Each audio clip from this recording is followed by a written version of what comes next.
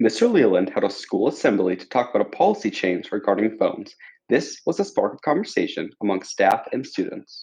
Yeah, I don't really mind it because I've never really struggled with like having to be off my phone. But when the policy started, I think a lot of kids just were kind of dramatic about it or were trying to like fight back. And personally, I don't think that they should. Like, I would just let it be and just listen to what the teachers have to say because we don't want any more like issues to arise and stuff like that. Personally, the phone policy doesn't affect me too much because I'm not usually on my phone in class, but I do notice that a lot of kids don't like the new phone policy because of their attachment to social media and how they think it's dumb because it's such a quick change in practice over the already existing policy. To be fair, the new phone policy isn't super different from the policy that I've had most of this year's. Probably more so after the first month or two of school, realizing that it's such a distraction. And when I do that, I try to as well do the same thing I do too. If I forget to turn off my phone ringer, the students call me out on it, and I go put my phone in the pocket sometimes too. And I also have tried to model, hey, I know that I'm getting a phone call today from my daughter's school, or I've got a coaching thing coming up, so just know that that might come up. And because sometimes there are things, and I've always asked and told students, hey, if you have something special or there's a specific emergency, because you guys have parents, you have family members, sometimes you are going to get a call because somebody has surgery today, or they have something, or my mom's trying to figure out who's picking me up after school. Those are real life situations where it makes sense that you have it with you at that time. Students and staff alike have opinions on how effective the policy currently is. There should be a different way. Personally, I believe that they should just put their phones in the pockets right away.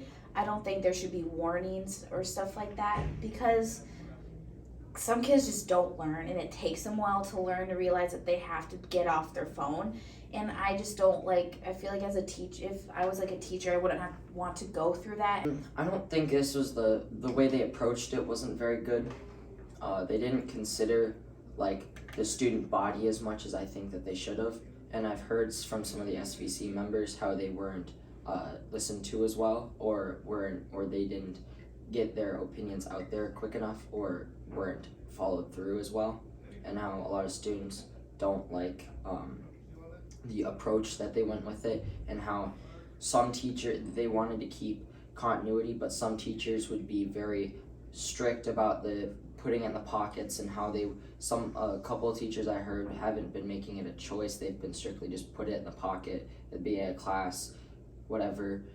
You can't keep it on you and all that kind of stuff.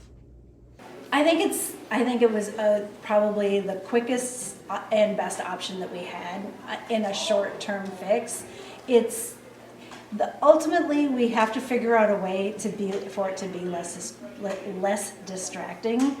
Sadly, phones rule too much of our lives. Students and staff both have ideas that they thought would be good to have implemented.